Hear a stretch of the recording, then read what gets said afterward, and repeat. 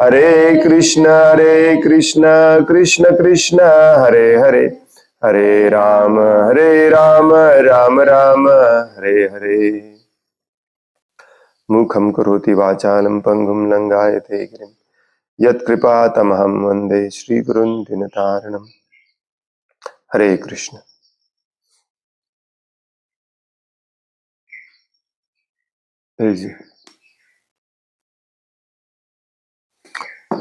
श्रीमद् भागवतम स्कंध तीसरा अध्याय 25वा भक्तिमय सेवेचे महात्म्य, श्लोक नंबर 34।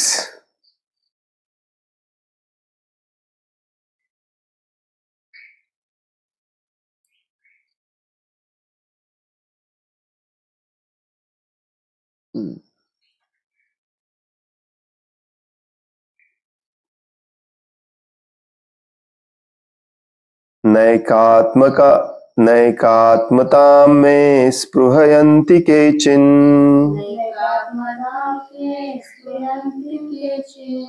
मत्पादसेवाभिरता मदीहा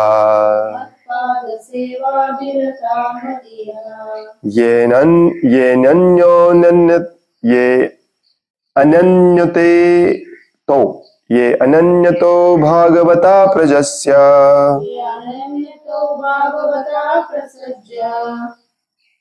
सभाजयन्ते मम पौरुषाणि।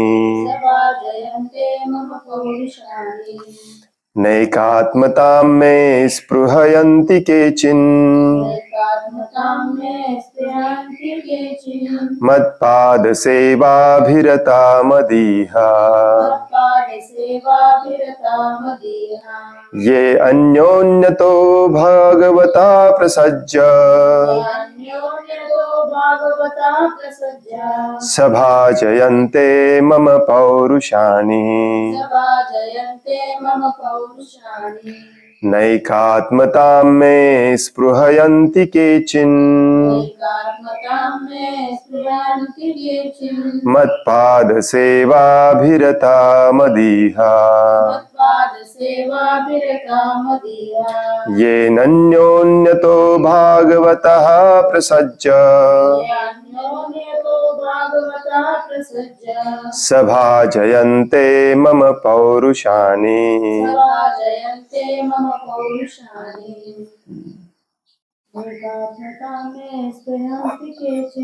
नैकात्मतां मे स्पृहयन्ति केचिन्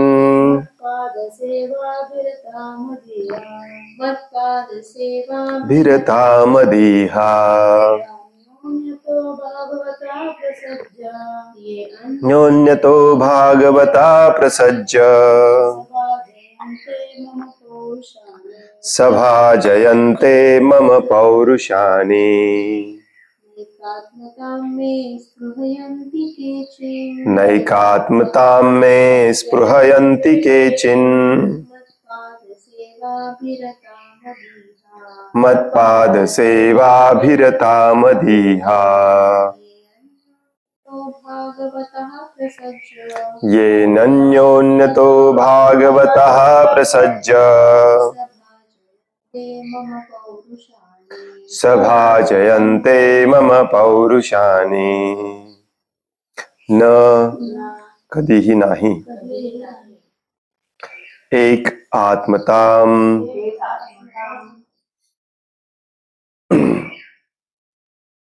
एकत्वामध्ये विलीन होणे।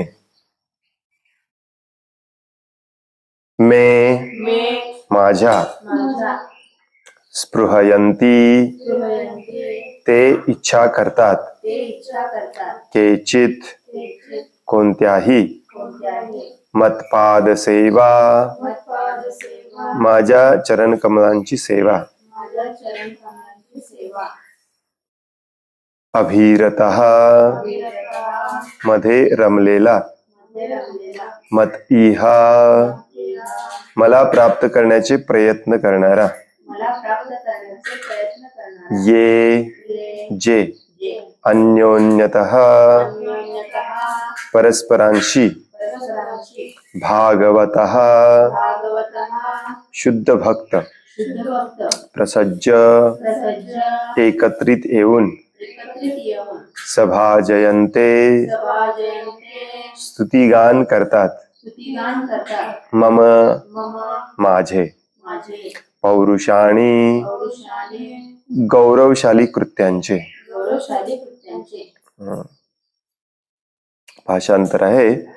भक्ती मार्गाच्या कृत्यांमध्ये आसक्त असलेला भक्ती मार्गाच्या कृत्यामध्ये आसक्त असलेला आणि माझ्या चरण कमलांच्या सेवेमध्ये आणि माझ्या चरण कमळाच्या सेवेमध्ये सदैव रममान असलेला सदैव रममान असलेला शुद्ध भक्त शुद्ध भक्त माझ्याशी एकरूप होण्याची इच्छा माझ्याशी एकरूप होण्याची इच्छा कधीही करीत नाही.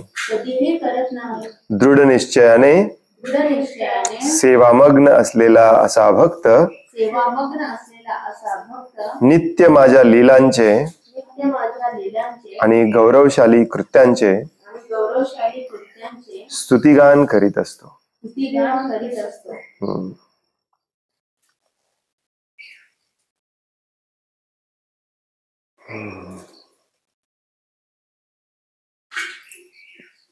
या श्लोकामध्ये भगवान श्री कपिल देव अगदी स्पष्टपणे सांगतात की भगवंतांमध्ये एकरूप होऊन विलीन होऊन जायची ही जी निर्विशेषवाद्यांची इच्छा असते ती ते पूर्णपणे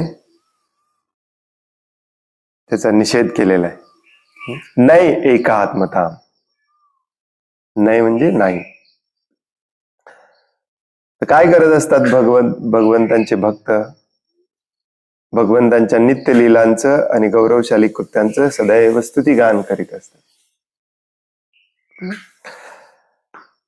आता हे देखील बरंच चुकीचं समजावून घेतलं जातं बरं का. आम्ही करतोयच की प्रभूजी नित्य लीलांचं गुणगान आणि स्तुतिगान. त्यासाठी काम कशाला करायला पाहिजे? पहिल्या वाक्यात काय सांगितलेलं आहे बघा. जो भक्ती मार्गाच्या कृत्यांमध्ये आसक्त आहे आणि माझ्या चरण कमळांच्या सेवेमध्ये सदैव रममान आहे, जो दृढ निश्चयाने सेवामग्न झालेला असा भक्त.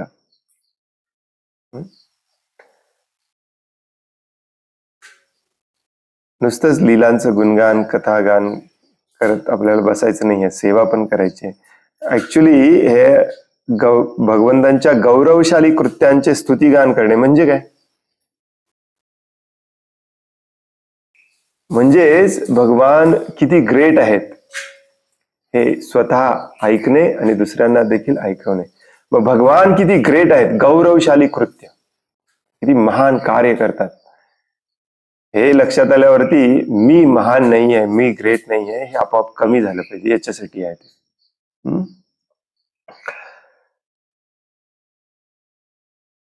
आणि गौरवशाली कृत्यांचं गुणगान करा ना तुम्ही. उठसूट भगवंतांच्या रासलीलेच कशाला गुणगान करताय?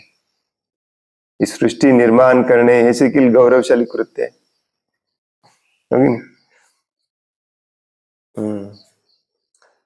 मोठा तात्पर्य दिलेला आहे शिला प्रभुपादांनी. ऑफकोर्स शिला प्रभुपादांच्या एकदम जवळचा विषय आहे हा.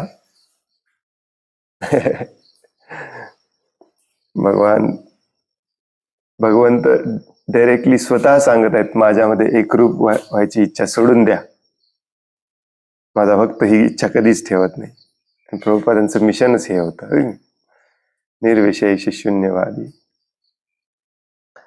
तात्पर्य, शास्त्रांमध्ये सांगितल्याप्रमाणे मुक्तीचे 5 प्रकार आहेत.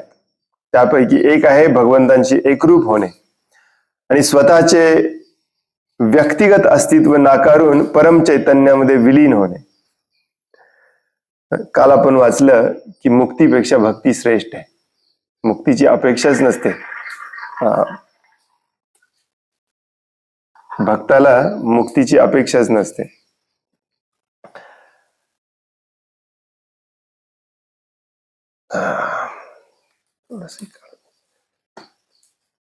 मुक्तीचे वेगवेगळे प्रकार आहेत. बऱ्याचदा तुम्हाला हे भागवतामध्ये इकडे तिकडे बऱ्याच ठिकाणी दिसतील. सारुप्य, सायुज्य वगैरे वगैरे.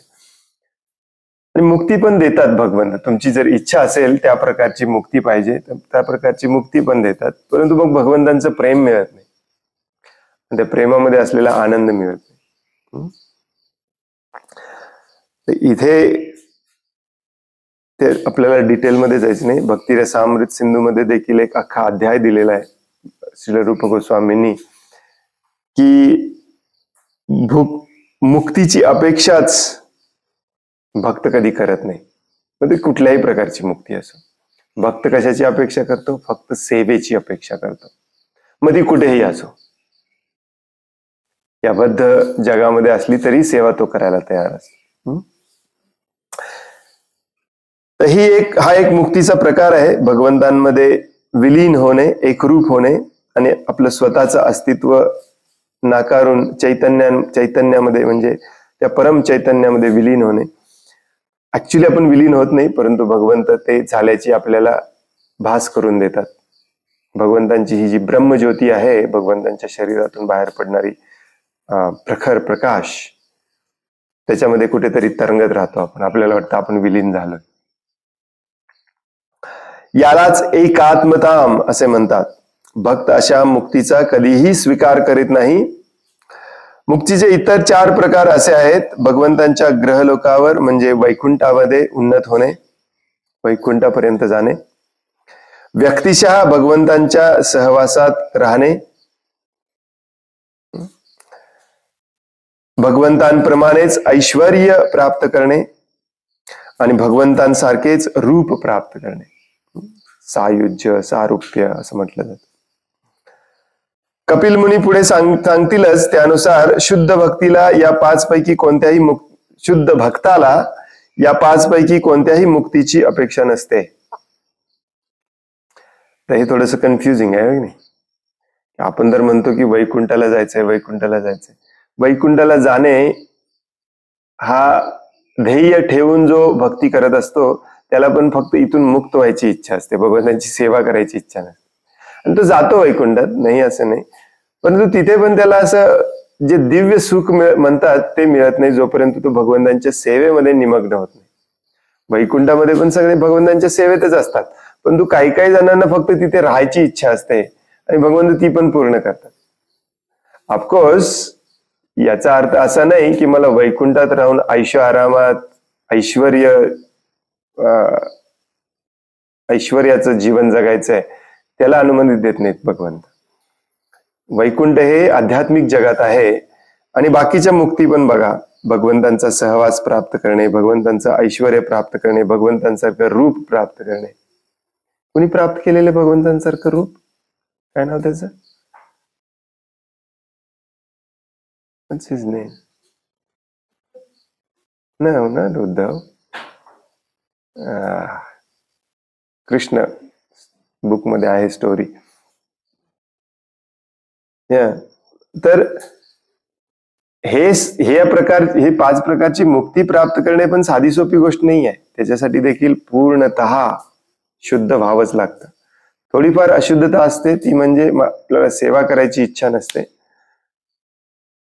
आणि म्हणूनच सेवा भगवंतांची करण्यासाठी जो पूर्णपणे शुद्ध झालेला भक्त असतो त्याला आध्यात्मिक जगामध्ये देखील जे टॉपमोस्ट सेंटरला असलेलं जे ग्रहलोक आहे त्याला गोलोक म्हटलं जातं, गोलोक वृंदावन म्हटलं जातं, कृष्ण लोक म्हटलं जातं. तिथे एंट्री मिळते आणि तिथे फक्त सेवा आहे भगवंतांची, बाकी काही नाही.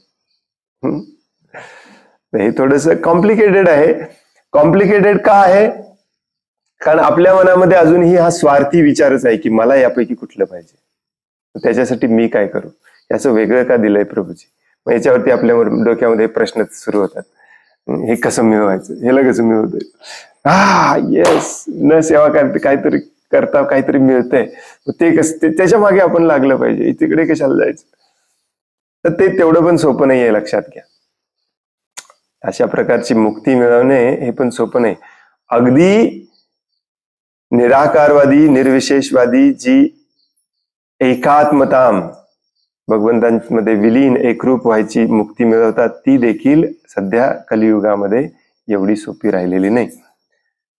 अतिशय प्रचंड प्रमाणामध्ये या भौतिक जगाचा किळस यावा लागतो त्यासाठी.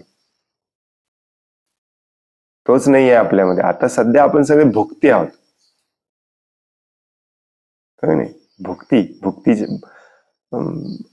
सगळे भोग घ्यायच्या मागे लागलेलो आहोत. हे सगळ्या प्रकारचे मुक्तीचे जे लेवल आहेत ह्याच्यासाठी पूर्णपणे भोग सोडावा लागतो पहिल्यांदा. भोग करत करत ही मुक्ती पण मिळत नाही. तर भोग तर सोडावा लागतो. म्हणूनच म्हटलं जातं की भक्ताला या मुक्तीची काही अपेक्षा नसते तरी पण भक्ताला मुक्ती मिळते. परंतु नुसतीच या प्रकारची मुक्तीची अपेक्षा ठेवून जो कोणी करत असतो त्याला फक्त मुक्तीच मिळते, त्याला भगवंतांचं प्रेम मिळत नाही, भगवंतांच्या ची सेवा मिळत नाही आणि मग त्यातला आनंद मिळत नाही. मग अशा प्रकारच्या मुक्तीमध्ये असलेले जे लोक असतात त्यांचे पतन व्हायचे पुन्हा जास्त चान्सेस असतात. हा देखील त्या मुक्तीचा एक डेंजर असतो. तर याच्याबद्दल दिवसभर जरी बोलत बसलं तरी कमी आहे, कारण आपल्याला हेच पाहिजे, आपल्याला सेवा नको आहे. मग प्रभूजी असं कसं काय, मग हे पण मग वैकुंठात मध्ये गेलं तर मग सारखं सारखं वैकुंठात जायचं म्हणून आपल्याला सांगितलं जातं. पण वैकुंठ तर इथं सांगितलंय की हे मुक्ती मागणाऱ्यांसाठीच आहे. मग असं कसं काय, मग वैकुंठात गेलं तर चालणार नाही का, गोलोक वृंदावन मध्ये जायलाच पाहिजे का. तुकाराम महाराज वैकुंठाला गेले, मग आपण वैकुंठाला गेलो म्हणून बिघडलं काय. असे सगळे आपले कारण मुळात आपल्याला भगवंतांची सेवा करायची इच्छाच नाहीये. मग इथे एक आपल्याला जबरदस्तीने सेवा करण्यामध्ये आणलेलं आहे. अजूनही मनामध्ये भोगायचीच इच्छा आहे. आणि मग इथे हे असलं वाचल्यानंतर एक पळवाट दिसते आपल्याला. येस. तर एक लक्षात ठेवा, वैकुंठ जो गोलोक वृंदावन आहे तो देखील वैकुंठाचाच आहे. वैकुंठ हा शब्द बऱ्याचदा संपूर्ण आध्यात्मिक जगासाठी म्हणून पण वापरला जातो. आणि वैकुंठामध्ये आणि गोलोक वृंदावन मध्ये असं जास्त काही फरक नाहीये. थोडस वैकुंठामध्ये जसं प्रभुपाद सांगतात, बऱ्याचदा शास्त्रामध्ये सांगितलेलं आहे की राम, नरसिंह, वराह हे जे सगळे शाश्वत अवतार आहेत भगवंतांचे, ते सगळे वैकुंठामध्ये असतात. आणि त्या भगवंतांच्या त्या विस्तारित स्वरूपामध्ये ज्याला सेवा करायची इच्छा असते त्याला त्या ग्रहलोकावरती वैकुंठातल्या प्रवेश मिळतो, जिथे प्रभू रामचंद्र कायमचे आहेत, जिथे प्रभू वामनदेव आहेत. तर हे देखील वैकुंठात चालू आहे. त्यामुळे असंही नाही आहे की वैकुंठ एकदम खालच्या लेवलचा आहे, थर्ड क्लास आहे. ओ माय गॉड, प्रभुपाद इथे म्हणतात वैकुंठ म्हणजे मुक्तीवाल्यांसाठीच आहे, आपण तर भक्त आहोत, असा पण विचार नाही करायचा. तसं बघायला गेलं तर स्वर्गलोक, ब्रह्मलोक हे या भौतिक जगामध्ये असून देखील सर्वश्रेष्ठ आहेत. तो आदर देखील आपल्या मनामध्ये असला पाहिजे. तिथले निवासी सर्वश्रेष्ठ आहेत. मग ऑफकोर्स वैकुंठाला आध्यात्मिक जगातलं स्थान प्राप्त झालेलं आहे. आता याच्यावरती किती वेळ विचार करत बसायचा हा पण एक प्रश्न आहे. बरेचसे तुमच्या मनामध्ये आता प्रश्न आले असतील, परंतु प्रभूजी मग हे असं करे कसं काय, मग हे असं कसं काय. एक लक्षात घ्या, या कलियुगामध्ये आपल्याकडे वेळच कमी आहे आणि म्हणून आपल्याला डायरेक्ट भक्ती सगळीकडे सांगितली गेलेली आहे. तुम्हाला स्टेप बाय स्टेप इथून स्वर्गात जावा, स्वर्गातून पलीकडे जावा, पलीकडून पलीकडे जावा, हा पण एक मार्ग आहे. तो सांगण्यात आलेला नाही कारण हे खूप कॉम्प्लिकेटेड आहे. कारण मुळात एक लक्षात घ्या, वैकुंठ खूप लांबची गोष्ट आहे. स्वर्गात जाण्या इतपत देखील आपली लायकी नाही आहे सध्या, आणि ते व्हायचे पण चान्सेस नाही आहेत. एवढे आपण मनामध्ये भोगी आहोत, स्वतःला ईश्वर बनवण्यामागे लागलेलो आहोत. भक्तीत येऊन देखील आपली प्रवृत्ती हीच आहे, ईश्वरोहम अहम भोगी सिद्धोहम बलवान सुखी. नाही, जवळजवळ सगळे हिंदू ह्याच्यामध्ये फिट होतात. नुसते नावाला आहे सगळं, तिलक आणि कंठीमाला आणि पूजा आणि अर्चा आणि जय हिंदू राष्ट्र. मनामध्ये आत काय आहे, ईश्वरोहम अहम भोगी, मीच ईश्वर झालो पाहिजे, मीच भोगी झालो पाहिजे. मग ही इच्छा असणाऱ्या वैकुंठापर्यंत काय, स्वर्गलोकापर्यंत पण जाणार नाही. त्यामुळे याला पळवाट म्हणून पाहू नका असल्या तात्पर्यांना. Caution, warning. कपिल मुनी पुढे सांगतील त्यानुसार शुद्ध भक्ताला या 5 पैकी कोणत्याही मुक्तीची अपेक्षा नसते. विशेष करून तो भगवंतांशी एकरूप होण्याच्या कल्पनेला नरकतुल्य म्हणून तिरस्कार करतो. जसं मगाशी मी म्हणालो की या 5 मुक्तीमध्ये देखील भगवंतांची एकरूप व्हायची इच्छा जी आहे ती सगळ्यात खालच्या लेवलची. श्री चैतन्य महाप्रभूंचे महान भक्त श्री प्रभोनानंद सरस्वती यांनी म्हटले आहे की कैवल्यम नरकायते. परमेश्वराची एकरूप होण्याचे जे सुख मायावादी घेऊ इच्छितात ते नारकीय सुख आहे. त्या प्रकारचे एकत्व शुद्ध भक्तासाठी नाही. बद्धावस्थेमध्ये आपण भगवंतांची आराधना करू शकतो, पण अंतिमतः त्यांना साकार रूप नाहीच असे वाटणारे अनेक तथाकथित भक्त आहेत. त्यांचे म्हणणे असते की परमसत्य हे निराकारच असल्याने काही काळासाठी मनुष्य निर्विशेष परमसत्याचे साकार रूप कल्पू शकतो, परंतु एकदा मुक्त झाल्यानंतर मात्र त्याने साकार रूपाची उपासना थांबवावी. हा मायावादी सिद्धांत आहे. तर प्रभुपाद इथे म्हणतात की हा सिद्धांत पटणारे, ज्याला हे सिद्धांत पटलेला आहे आणि याचा प्रचार पण करतोय, असे भक्त पण आहेत. येस, असे अनेक तथाकथित भक्त आहेत. इस्कॉन मध्ये आहेत का? येस, इस्कॉन मध्ये पण आहेत. दुर्दैवाची गोष्ट, ज्याचे संस्थापक आचार्यांनी हा प्रचार करत आहेत, प्रभुपादांच्या पानावरती प्रभुपाद उठसूट याच्यावरतीच येतात. निराकारवादी, निर्विशेषवादी, मायावादी. कधी कधी आपल्याला वाटतं प्रभुपाद सारखं तेच काय सांगताय. मला मान्य आहे, मी भक्त व्हायला आलोय, मला निराकारवादी व्हायचं नाही, पुढचं काहीतरी वेगळं सांगा. परत तेच सांगेल. एवढं सांगून याच आचार्यांच्या संस्थेमध्ये असेही भक्त आहेत जे अजूनही निर्विशेषवादाचा, निराकारवादाचा प्रचार करतात. याच्या मागे कारण काय असतं? अजून माझी इच्छा आहे हे जग सोडायचं नाही, भगवंत व्हायचंच आहे, भगवंताला मान्यच करायचं नाही. मग एक प्लॅटफॉर्म मिळालेला आहे मला, जिथे जाऊन मी याचा प्रचार करू शकतो. मग ह्या प्लॅटफॉर्मचा फक्त उपयोग करून घ्यायचा. प्रचार निर्विशेषवादाचाच, मायावादाचाच प्रचार करायचा. श्रील प्रभुपादांनी निर्माण केलेल्या संस्थेचा फक्त उपयोग करून घ्यायचा, हे चालू आहे. आणि निराकारवाद जो असतो, निर्विशेषवाद, तो लोकांना आवडतो खूप. कोणाला आवडणार नाही? तुम्हाला जर उद्या म्हटलं हे दोन्ही मार्ग श्रेष्ठ आहेत, किंवा हा सांगितलं की हा मायावादी मार्गच श्रेष्ठ आहे, जिथे तुम्हाला कोणाची सेवा करायची नाहीये, त्याच्याशी एकरूप व्हायचंय, तोच व्हायचंय. मुळात तेच व्हायला तर आम्ही कित्येक जन्म प्रयत्न करतोय. हे सांगितलं लगेच आपल्याला बरं वाटतं, येस, यांच्या मागे गेलं पाहिजे. मग त्याच भर घालून आपल्याला हे पण सांगितलं जातं की तुम्ही आता जो पाप कर्म करताय, उग्र कर्म करताय, तो नाही सोडला तरी चालेल. जे करताय ते करत राहा, फक्त आपल्याला भगवंतांची एकरूप व्हायचंय, वगैरे वगैरे. मग अजून आवडायला लागतं आपल्याला. भक्ती आपल्याला आवडायला लागत नाही, हो की नाही? दुर्दैवी गोष्ट आहे ऍक्च्युली. बरेच लोक इतके भ्रमित झालेले आहेत या अशा प्रकारच्या प्रचारामुळे. आज सकाळचा प्रभुपादांचा मेसेज वाचा तुम्ही. प्रभुपाद त्या मेसेजमध्ये म्हणतात, लेटर लिहितात एकांना, त्या लेटरमध्ये लिहितात की माझ्या ऐकण्यात आलं की तुम्ही स्वतःच्या गायी घेऊन त्याचं दूध मंदिरासाठी वापरायला सुरुवात करून मंदिराच्या खर्चामध्ये बचत केलेली आहे. हे केलं पाहिजे. प्रभुपाद म्हणतात हे केलं पाहिजे, हे हवं आहे, दिस इज वॉन्टेड. जर अशा प्रकारे आपण प्रत्येकाने केलं तर आपल्याला प्रचार करायची गरजच नाही, प्रभुपाद म्हणतात. बऱ्याच जणांना वाटतं की प्रचार म्हणजे प्रचाराचा, शेतीचा, आणि प्रभुपादांनी सांगितलेल्या या सिंपल लिव्हिंग, शेती, गाईचा आणि प्रचाराचा काही संबंधच नाही. प्रचार म्हणजे शहरामध्ये प्रचार करणे, प्रचार म्हणजेच पुस्तक वितरण करणे. अरे होय, बरोबर आहे, परंतु पुस्तकामध्ये प्रभुपादांनी पानावरती असं सिंपल लाईफ जगायला सांगितलं, ते जगणार कोणी? नुसतंच प्रचार करायचं, ते करून दाखवणे पण प्रचार आहे ना. प्रभुपाद काय किती स्ट्रॉंग वाक्य आहे बघा प्रभुपादांचं. असं जर सगळ्या भक्तांनी केलं तर आपल्याला प्रचार करायचीच गरज नाही, प्रभुपाद म्हणतात, कारण तोच प्रचार आहे. आणि प्रभुपाद तिथे म्हणतात आपल्याला प्रचार करायची गरजच नाही, हे उद्योगधंदे इंडस्ट्री आपोआप बंद होईल. तुम्हाला माहिती आहे हे उद्योगधंदे इंडस्ट्री बंद करणे हा प्रभुपादांचा मेन प्रचार आहे.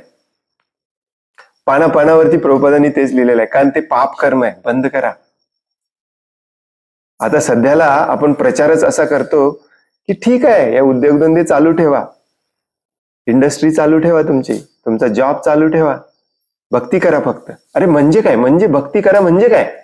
नाही नाही प्रभूजी हरे कृष्णा, भक्ती करा फक्त. अरे होय बरोबर आहे, कळालं मला, भक्ती करा म्हणजे काय? नाही नाही नाही फक्त भक्ती करा. अरे बरोबर आहे, भक्ती करा म्हणजे काय? तो 10 वेळा तो हेच म्हणतो व्यासासनावरती बसून, नाही प्रभूजी फक्त भक्ती करा. अरे म्हणजे काय भक्ती करा म्हणजे? प्रभुपादांनी एवढे 18 अध्याय हातात मावत नाहीत एवढं लिहून काय ठेवलंय? कसं जगायचं, काय जगायचं? हाच आपला प्रचार आहे. आणि दुर्दैवाने मग असेच लोक, कारण हे जे प्रचार करणारे असतात ना, यांचा प्रचार करणाऱ्यांचाच मुख्य उद्देश असतो धनम जनम सुंदरी. आणि मग याच्यासाठी हळूच मायावाद घुसवला जातो याच्यामध्ये. बरेचसे मायावादी प्रचारक आहेत आपल्यामध्ये देखील, दुर्दैवाची गोष्ट आहे. मायावादी प्रचार करतात. भगवंत, परवा एक मी मेसेज पाठवलेला तुम्ही बघितला असेल, आपले महान ग्रेट प्रचारक आहेत ते म्हणतात भगवंत पुरुष आहेत की स्त्री आहेत याचा विचार करू नका, कोणीही असू शकतात. अरे प्रभुपाद इथे ठासून सांगतात भगवंत पुरुष आहेत, ठामपणे सांगतात. असं कठोर हे कशासाठी केलं जातं? धनम जनम सुंदरी, लाभ पूजा प्रतिष्ठा आदी जत उपसाखा गण. आणि मग अशा प्रकारे खोटा चुकीचा प्रचार केलेल्यांना खरी भक्ती समजावून सांगणे अजूनच अवघड जातं, अजूनच अवघड जातं, खूप अवघड जातं. अमेझिंग. मी स्वतः एका संन्यासींकडे गेलो होतो ज्यांच्याकडून मी दीक्षा घ्यायची अपेक्षा करत होतो सुरुवातीला. त्यांना हे सांगितलं की प्रभुपाद पानापानावरती असं लिहितात, माझी इच्छा आहे की मी नोकरी सोडावी आणि परत जावं आणि प्रभुपादांच्या इच्छेप्रमाणे हे शेती गाई स्वतः करावं, त्याचा प्रचार करावा. त्या संन्यासींनी मला सांगितलं असलं काही करू नका, हे काही कलियुगासाठी नाही आहे, प्रभुपादांनी ते नुसतं लिहायचं म्हणून लिहिलंय, जे आहे तिथे राहावा, नोकरी करा, शांतपणे इथे जप करा. ही 2008 ची गोष्ट आहे. तेव्हाच त्यांनी मला जर सांगितलं असतं यस प्रभुपादांनी हेच सांगितलंय तुम्ही करा, माझे 8 वर्ष वाया गेले नसते. कारण मी सोडलं 2016 मध्ये. माझ्या मनामध्ये ही इच्छा आलेली 2008 लाच. आणि असं तसं नाही बरं का, खोलीमध्ये एकटं भेटून मी हे विचारलेलं, अगदी डोळ्यात पाणी आणून, हेच मिशन आहे, आपण का करत नाही, हे केलं पाहिजे. त्यांनी मला सांगितलं काही गरज नाही.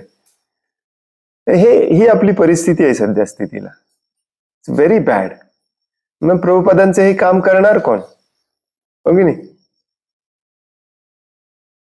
कुठून आला?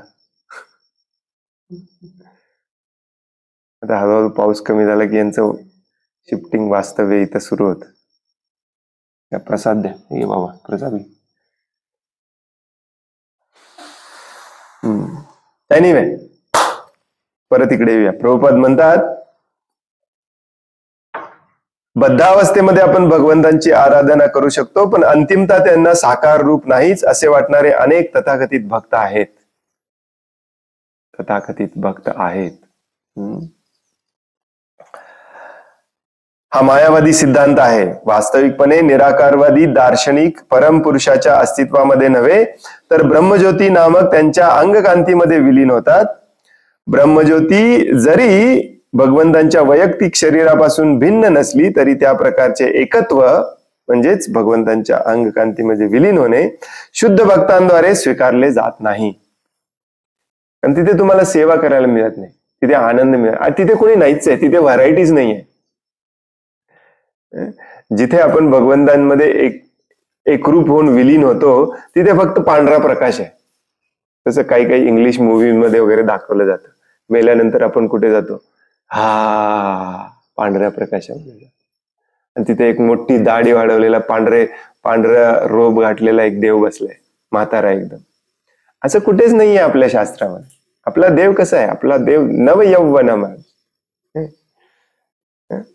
आणि आपल्या देवाकडे सुंदरताच सुंदरता आहे. वेगवेगळे कलर्स, वेगवेगळी विविधता, हजारो प्रकारची फळं फुलं, याच्यामध्ये खरा आनंद आहे. भगवंतांसोबत हा आनंद लुटायचा आहे आपल्याला. कुठे एकरूप होऊन पांढऱ्या प्रकाशात कायमचं काहीच दिसणार नाही डोळ्याला, ना कलर आहे, ना व्हरायटी आहे, ना काही आहे. आणि तिथे किती दिवस राहायचंय त्या ब्रह्मज्योतीमध्ये माहिती नाही. किती दिवस राहायचं? अनंत काळासाठी. चुकून मनात पुन्हा विचार आलाच तर मग तिथून आपली प्रगती होणार, आणि तिथून जनरली प्रगती होत नाही. तिथे मनात विचार परत भोगाचाच येतो. मग परत इथे जन्म दिला जातं आपल्याला या भौतिक जगामध्ये. मग परत आपली जर्नी सुरू होते इथं. म्हणून भगवंत भगवद्गीतेच्या 12व्या अध्यायात देखील म्हणतात की हे खूप क्लेशदायक आहे, याच्या मागे लागू नका. माझ्या व्यक्त स्वरूपाची आराधना करा, अव्यक्त स्वरूपाच्या मागे लागू नका.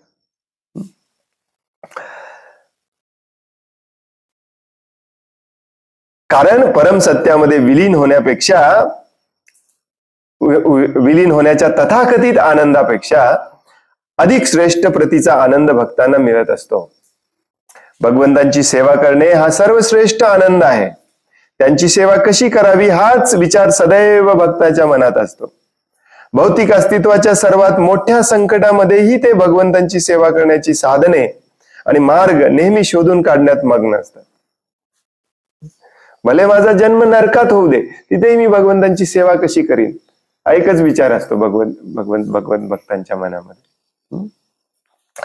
भगवंतांच्या लीलांची वर्णने म्हणजे काल्पनिक गोष्टीच आहेत असे मायावादी लोकांचं मत असतं. पण त्या केवळ काल्पनिक गोष्टी नसून ती ऐतिहासिक सत्य आहेत. भगवत लीलांची वर्णने शुद्ध भक्त काल्पनिक गोष्टी म्हणून नव्हे तर परमसत्य म्हणून स्वीकारतात. या संदर्भात मम पौरुषानी हे शब्द अर्थपूर्ण आहेत. भक्त हे भगवंतांच्या लीलांचे गुणगान करण्यात अत्यंत आसक्त असतात. तर मायावादी या लीलांचा विचारही करू शकत नाही. त्यांच्या मतानुसार परमसत्य निराकार आहे. साकार अस्तित्वाविना सक्रियता कशी काय अस्तित्वात असू शकेल? भागवत, भगवद्गीता आणि इतर वैदिक शास्त्रांमध्ये वर्णिलेल्या भगवत लीला म्हणजे काल्पनिक कथाच आहेत असे मायावाद्यांना वाटते, आणि म्हणून ते या कथांचे अर्थ अत्यंत चुकीचे लावतात. त्यांना भगवंतांविषयीचे मुळीच ज्ञान नसते. ते अनावश्यकच शास्त्रांमध्ये आपले नाक खुपसतात आणि निष्पाप जनतेची दिशाभूल करण्यासाठी त्यातून विविध फसवे अर्थ काढतात. जसं मायावादी लोक श्रीमद भागवतम वरती पण भाष्य लिहितात आपलं. मग हे वाक्य आल्यावरती ते काय लिहित असतील बरं? जिथे भगवान कपिल देव स्पष्टपणे सांगतात की माझ्यामध्ये एकरूप व्हायचं तुम्ही विचार करू नका, ते चुकीचं आहे. स्पष्ट लिहिलेलं आहे, नये एकात्मताम. मला संस्कृत येत नाही तरी मला कळालं. बरोबर आहे की? तुम्हाला येते संस्कृत? तुम्हाला येते. पण ज्याला संस्कृत नाही त्याला पण थोड्याफार दिवसांनी हे कळेल की नाही म्हणजे नाही, एकात्मता, माझ्यामध्ये एकरूप होण्यासाठी विचार करूच नका. आणि मग हा मायावादी हेच श्लोक वाचल्यानंतर त्याचा अर्थ वेगळा कसा काय काढतो? कोण बरं अर्थ वेगळा काढतात?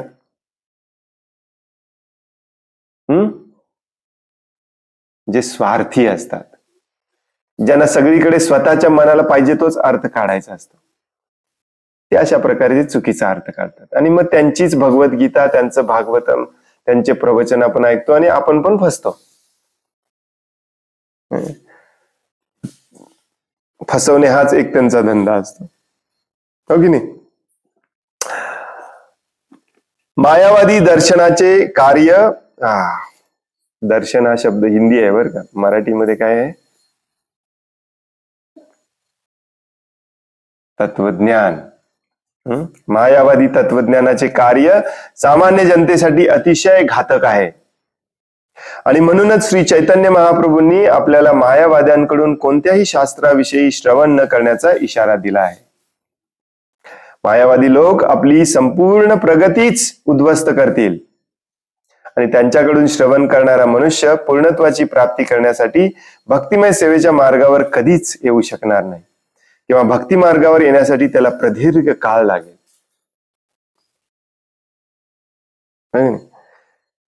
परंतु प्रभूजी, तुमच्यापेक्षा किती जणांना त्यांनी भक्तीत आणायचं काम करतायत.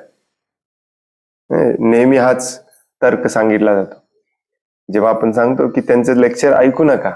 काय करतात, नुसते जोक सांगून तुम्हाला हसवतात आणि सगळं मायावादी तत्वज्ञान सांगतात. त्यांची लेक्चर तुम्ही ऐकू नका. परंतु प्रभूजी, त्यांची लेक्चर ऐकून कितीतरी लोक भक्तीमध्ये आले. काय उपयोग आहे भक्तीमध्ये येऊन? कितीतरी लोकांना भक्तीत आणून पण काय उपयोग आहे? कारण जे भक्तीत आलेत त्यांना खरी भक्ती कधीच समजणार नाही, कारण त्यांना कंटिन्युअसली हेच सांगितलंय, एक श्लोक एक जोक, येस या, हेच आहे भक्ती. अरे ही भक्ती नाही आहे. भक्ती आहे कठोर परिश्रम करणे भगवंतांसाठी. वेळ पडला तर जीव द्यायला तयार असलं पाहिजे भगवंतांच्या सेवेसाठी. ही भक्ती आहे. ही भक्ती कोण समजावून सांगणार? तुमचा आहे तो जॉब चालू ठेवा. या आहे त्या जॉब मध्येच शांत समाधानी कसं राहणे याच्यावरती मी पुढच्या आठवड्यात कोर्स घेणार आहे. लगेच 100 जण येतात त्या कोर्सला. मग आपण प्रभूजी किती जणांना भक्तीमध्ये आणतात हे तुम्ही त्यांना नाव ठेवता. It's wrong. अशा प्रकारची चुकीची भक्ती समजावून सांगणे हे भक्ती समजावून न सांगण्यापेक्षाही डेंजरस आहे. चैतन्य महाप्रभू म्हणतात, मायावादी भाष्य सुनिले हई सर्वनाश. तुमचा सर्वनाश होतो. हो की नाही? हा, हे आर्ग्युमेंट, हे तर्क आहे, हा वादविवाद हा नेहमी आपल्याला सांगितला जातो की निदान ते लोकांना भक्तीत तरी आणत आहेत. अरे ठीक आहे, भक्तीत आणत आहेत, परंतु ते आलेली लोक त्याच लेवलला राहणार आहेत ज्या लेवलला ते आहेत, भक्तीच्या लेवलला.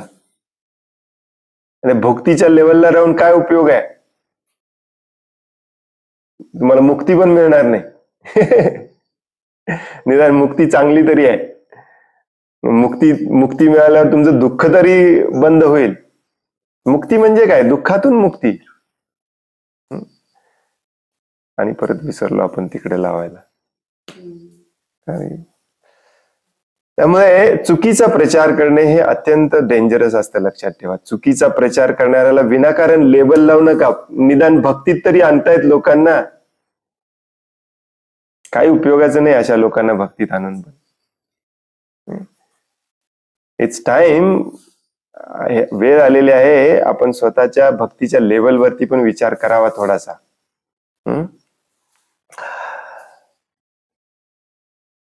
कपिल मुनींनी स्पष्टपणे सांगितले आहे की भक्तियुक्त कार्ये मुक्तीच्या पलीकडे आहेत. स्पष्टपणे सांगितले आहे की भक्तियुक्त कार्ये मुक्तीच्या पलीकडे आहेत. यालाच पंचम पुरुषार्थ असे म्हणतात. सामान्यपणे लोक धार्मिक कार्य, आर्थिक विकास, इंद्रिय तृप्त्यर्थ कार्य करण्यात मग्न असतात. हिंदू लोकांना हे खूप आवडतं. पुरुषार्थ. पुरुषार्थ म्हणजे काय? कोण सांगू शकेल? बघूया, भागवतामध्ये तुम्ही 1000 वेळा ऐकले. व्हॉट इज पुरुषार्थ? 4 प्रकारचे पुरुषार्थ. हे पंचम पुरुषार्थ वेगळं आहे. धर्म अर्थ मोक्ष काम ते नाही. धर्म अर्थ मोक्ष काम, बरोबर आहे प्रभूजी. धर्म अर्थ काम मोक्ष. आपल्याला वाटतं हा आपला धर्माचा मार्ग आहे. बरेचसे लोक सांगतात देखील धर्म अर्थ काम मोक्ष करायचं. उभी कुठे लागलाय या प्रभूजींच्या नादाला भक्ती भक्ती भक्ती करत. परंतु या लोकांना हे पण माहिती नाहीये की धर्म अर्थ काम मोक्ष हा जो पुरुषार्थ आहे तो याच सिक्वेन्सनी करायचा असतो. यातला धर्म तर गाळून टाकला आपण, नुसता अर्थ आणि काम याच्याच मागे लागलोय, मोक्षाच्या पण मागे नाहीये आपण. मुळात अर्थ जो कमवायचा असतो तोच धर्माने कमवायचा असतो. पहिला असतो धर्म, मग अर्थ, मग आपली काम इच्छा पूर्ण करून मोक्षाच्या मार्गाला लागणे. करतोय आपण, नाही की नाही? हा मार्ग आहे, शास्त्रामध्ये पण सांगितलेला आहे, परंतु तो कलियुगासाठी नाही. कलियुगासाठी भक्तियुक्त कार्य करणे पंचम पुरुषार्थ म्हटलेला आहे. सामान्य लोक हे धर्म अर्थ काम मोक्ष मध्ये गुंतलेले असतात. ऍक्च्युली धर्म अर्थ काम मध्ये गुंतलेल्याचा दिखावा करत असतात. विशेष करून हिंदू लोक नुसता दिखावा करत असतात. ऍक्च्युली कशात गुंतलेले असतात? मध्ये अर्थ आणि काम. ना धर्माचं त्याच्याशी काही देणं घेणं असतं, नाही मोक्षाशी काही देणं घेणं. परंतु सांगायचं मात्र सांगताना हे धर्म अर्थ काम मोक्ष केलं पाहिजे. डायरेक्टली भक्ती आपल्याला जमणार नाही. मग ते तरी करा. अर्थ धर्माने कमवा, त्याच्यातून तुमची काम इच्छा पूर्ण करा आणि एका ठराविक वयानंतर मोक्षाच्या मार्गाला लागा. ते तरी करा. ते तरी कुठे करतोय आपण? कारण ते जमणारच नाही आपल्याला कलियुगामध्ये. कारण आपली इंद्रिय इतकी स्ट्रॉंग आहेत, त्याला ओव्हरटेक करतात ते आरामात. म्हणून कठोर उपदेश देणाऱ्या साधूकडे आपण गेलं पाहिजे, शिला प्रभुपादांसारख्या, शिला भक्तिसिद्धांत सरस्वती ठाकूरांसारख्या. आणि कठोर शब्द ऐकून या साखळीतनं बाहेर पडलं पाहिजे. नसेल तर काही खरं नाही आपलं. मुक्ती पण मिळणार नाही. भक्ती खूप लांबची गोष्ट. आणि शेवटी भगवंतांशी एकरूप होण्याच्या कल्पनेने ते कार्य करतात. तथापि भक्ती या सर्व कार्यांच्या पलीकडे आहे. म्हणून बघा, हे धर्म अर्थ काम मोक्ष म्हणणारे असतात ना, हे भगवंतांना देखील एक साधारण मनुष्य मानतात. मायावादी लोक भगवंतांना साधारण मनुष्यच मानतात, कारण त्यांच्या मनामध्ये भगवंतांना स्वरूपच नाहीये, निराकारवादी आहे. मग हे भगवान श्रीकृष्ण कोण होते? अर्जुनाला उपदेश करणारे. ते निराकार भगवान एक साकार रूप घेऊन माणसाच्या रूपामध्ये जन्म घेऊन आले होते आपल्याला ज्ञान द्यायला, बस. नंतर गेले मरून आपल्यासारखे. ही त्यांची कल्पना असते, संकल्पना असते. मानव रूपातले आहेत भगवान नाही, ते स्वतः भगवान आहेत. भगवंतांची शक्ती इतकी पण कमी नाही आहे. भगवंत सर्व शक्तिमान आहेत. ते सध्या आता या स्थितीत माझ्या समोर येऊ शकतात. ते देखील स्वतःच्या स्वरूपामध्ये. त्यांना आपल्यासारखं शरीर धारण करायला लागत नाही, ज्याचं विघटन होतं. आणि भगवान श्रीकृष्ण हे अवतार वगैरे नाहीत, स्वतः भगवान श्रीकृष्ण आहेत. ऍक्च्युली भागवतम मध्ये त्याला पुरावा आहे. एथेच्या अंश कलापंच कृष्णस्तु भगवान स्वयं. हे सगळे अंश आणि कला अंश म्हणजे तुमचे विस्तार आणि त्याचे विस्तार म्हणजे तुमचे अवतार आणि अवतारांचे अवतार, हे सगळे तुमच्यापासून आलेले आहेत. तुम्ही स्वतः स्वयं भगवान आहात श्रीकृष्ण. भागवतम मध्ये दिलेलं आहे. मग हे भगवंतांना आपण स्वतः श्रीकृष्ण मानत नाही, मग त्यांनाच एक साधारण अवतार मानतो, किंवा साधारण नाही, ग्रेट माणूस मानतो, ज्याला भगवद्गीतेचं ज्ञान होतं. जसं आपण भगवद्गीतेचं ज्ञान देतोय म्हणजे आपण पण थोड्याफार प्रमाणात विद्वान झालो, तसंच ते एक महान विद्वान होते, भगवद्गीतेचं ज्ञान द्यायला आले होते. ही अशी विचारसरणी का निर्माण होते? कारण मला भोगता व्हायचं सोडायचंच नाहीये. मला हे प्रायमरी, आपली स्वतःची प्राथमिक आपल्यामध्ये गुण आहे, तो म्हणजे भोगता होणे सोडायचं नाहीये. मग असले सगळे तर्क वितर्क मनामध्ये येतात. धर्म अर्थ काम मोक्ष करा. तथापि भक्ती या सर्व कार्यांच्या पलीकडे आहे.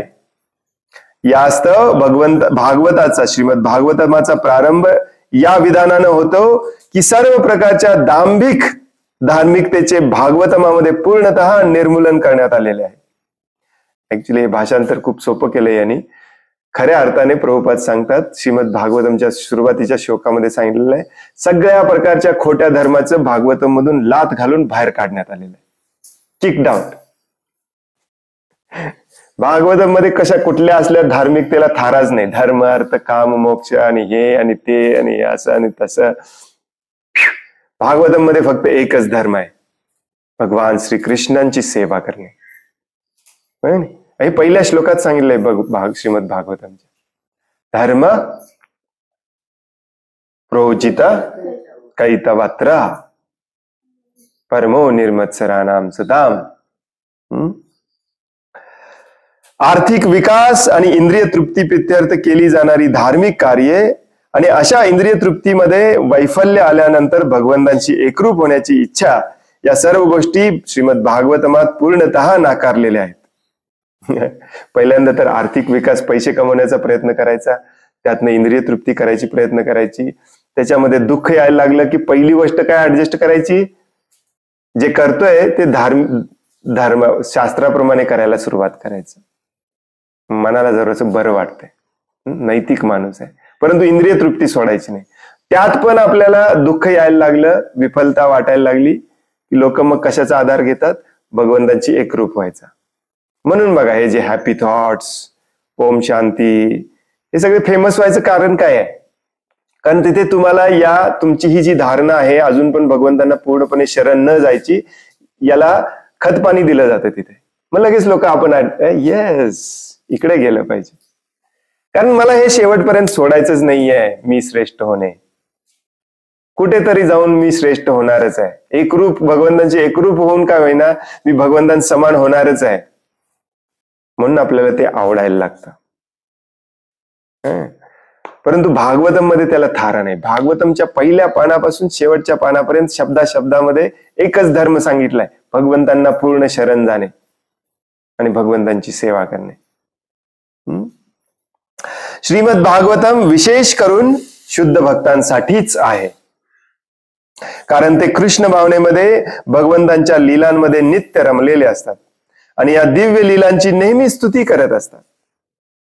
श्रीमद भागवतम आणि इतर पुराणांमध्ये भगवंतांनी वृंदावन, द्वारका, मथुरा येथे केलेल्या लीलांची वर्णने आहेत आणि शुद्ध भक्त या लीलांचे पूजन करतात.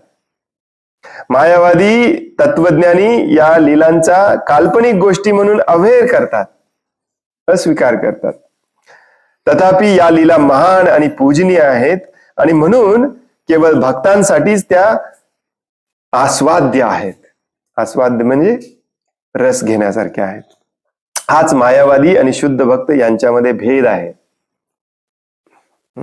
मी थोडस आवाज माझा चढलेला आहे, तुमच्या लक्षात आलेलं असेल. याचं कारण असं आहे की आपण स्वतःला म्हणतो भक्तीमध्ये आलेला आहे, परंतु आपण पण कुठेतरी डीप आतमध्ये मायावादीच आहे. कारण आपली भोक्तीची इच्छा सुटलेली नाहीये.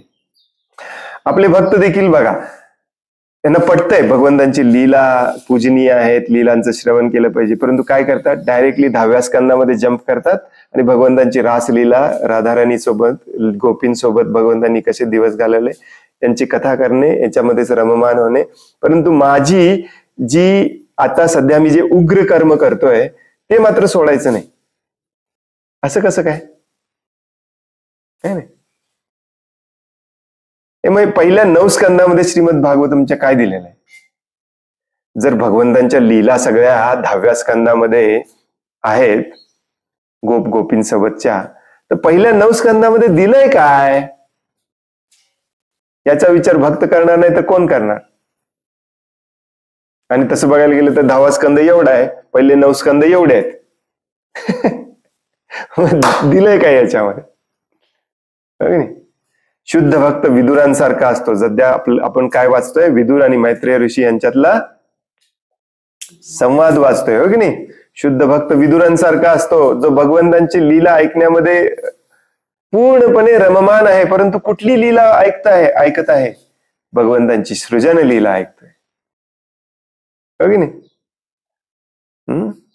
परत एकदा ज्याची जी सुरुवात जिथे झाली तिथे जाऊन तुम्ही वाचा. सुखाय कर्माय करोति लोका. विदुरजी पहिला प्रश्न विचारतात मैत्रेय ऋषींना. काय प्रश्न विचारतात? या जगामध्ये सगळे सुखाच्या मागे लागलेले आहेत, परंतु कोणालाच मिळत नाही. हे असं कसं काय? मला जरा समजावून सांगा. हा प्रश्न आलाय आपल्या मनामध्ये. आपल्या मनामध्ये लगेच हा हा हा गोप गोपी, हा सुदामा,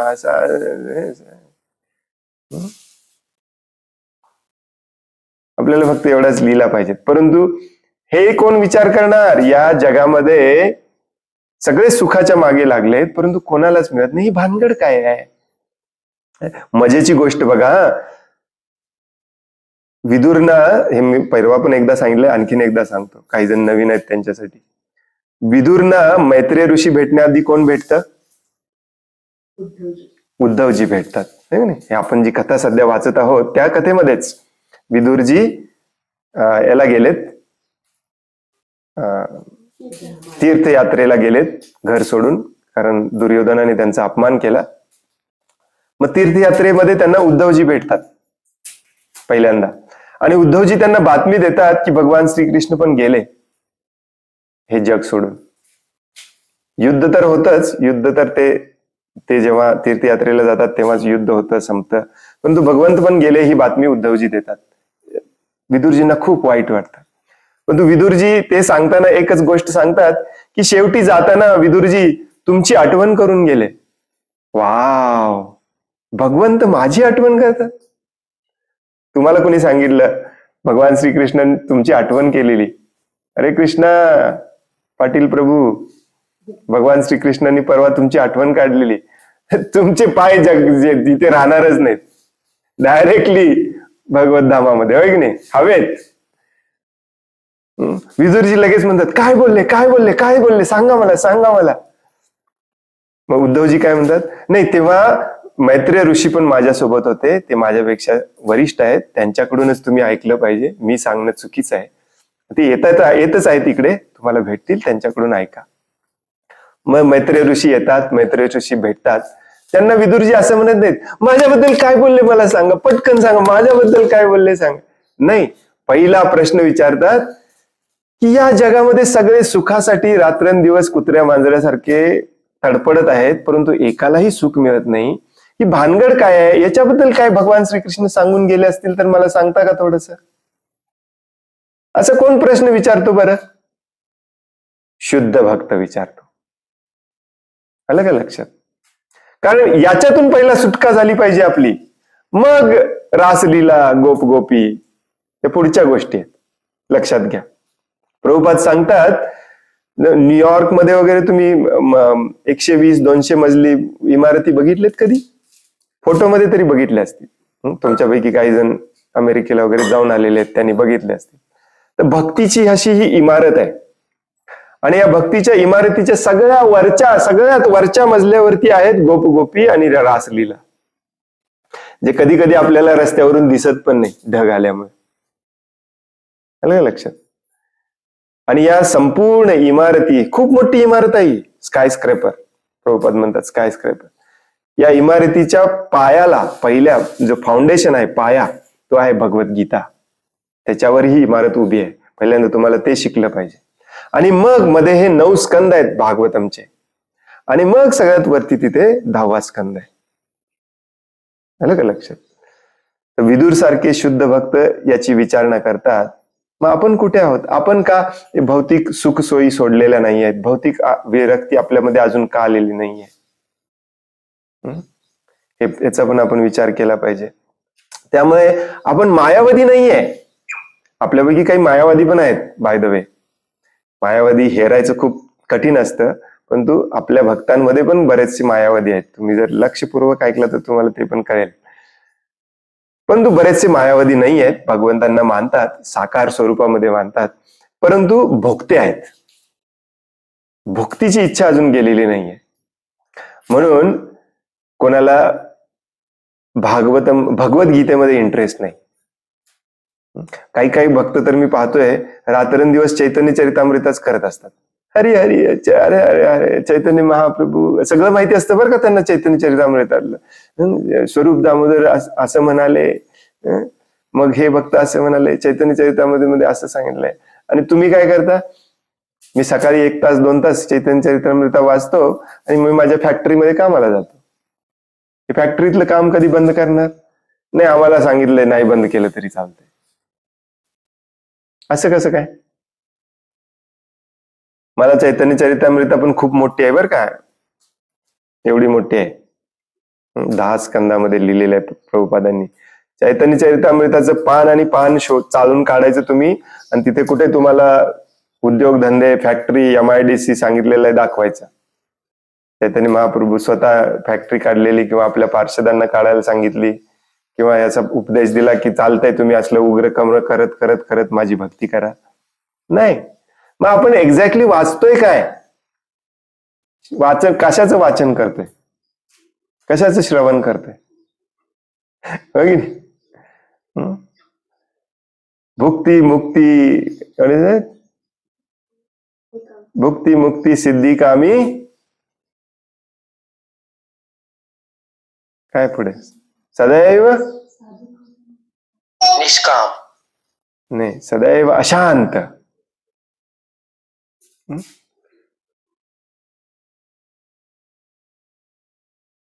भक्त एकटाच शांत असतो. हे भुक्ती, मुक्ती, सिद्धी, कामी हे सगळे अशांत असतात. मग ते बाहेरून किती भक्तीचा दिखावा करत असले तरी, निदान शांतता मिळवण्यासाठी तरी आपण भगवंतांची शुद्ध भक्तीच्या मार्गावरती आलं पाहिजे, हो की नाही? हरे कृष्ण. कोणाला काही प्रश्न आहे, काही सांगायचं आहे?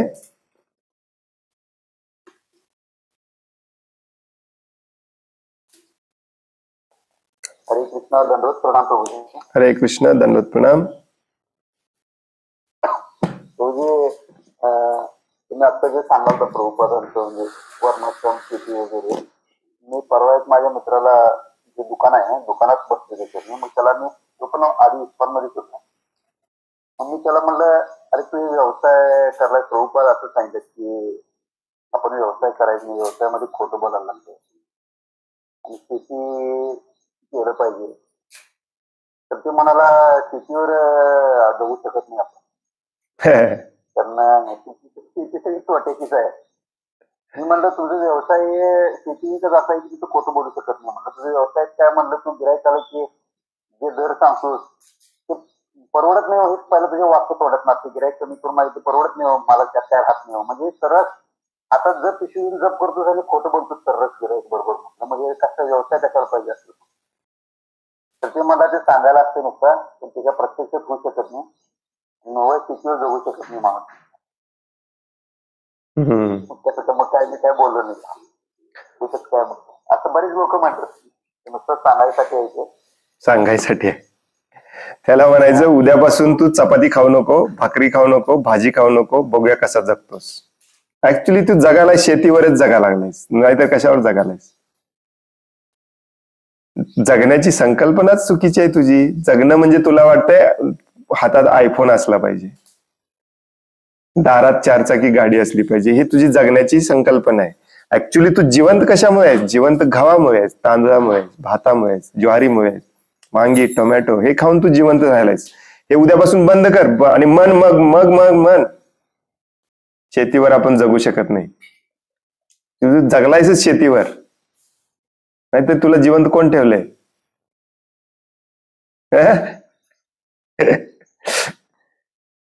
यालाच माया म्हणायचं, हो की नाही? त्याच्या वाक्यातच त्याचं उत्तर आहे. शेतीवर आपण जगू शकत नाही, मग जगलायस कशावरती? चपाती खात नाही, त्याला आज चेष्टेनं आपण म्हणायचं. मग काय खाता प्रभूजी तुम्ही?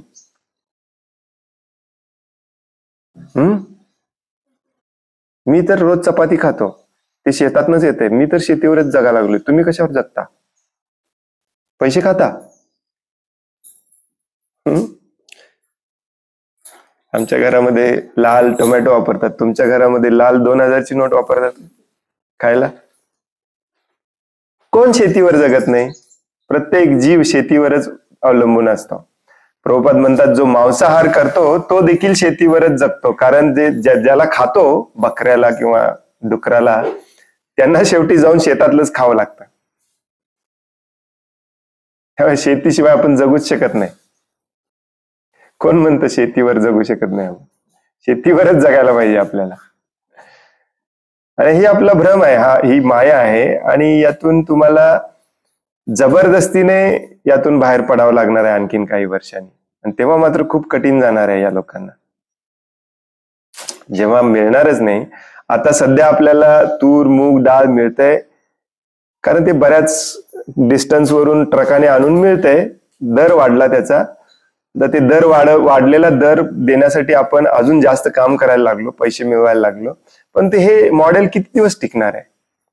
जे लोक मूग उडीद वगैरे पिकवतात ते पण उद्या बंद करतील. ते म्हणतील शेतीवर जगायचं अवघड आहे, मग तुम्हाला ते पण मिळणार नाही.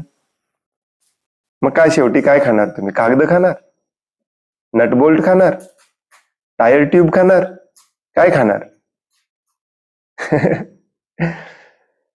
यालाच भ्रम म्हणतात. आणि हे अशा भ्रमामध्ये ठेवायचं काम काही भक्त लोक करतात ऍक्च्युली, दुर्दैवाने. हा भ्रम नाही तर काय आहे?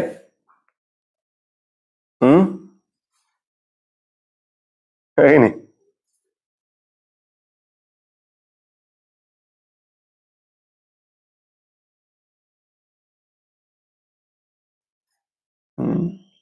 हरे कृष्ण.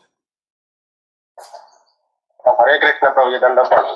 हरे कृष्णा, दंडवत प्रणाम. हरे कृष्ण प्रभुजी. यस प्रभु.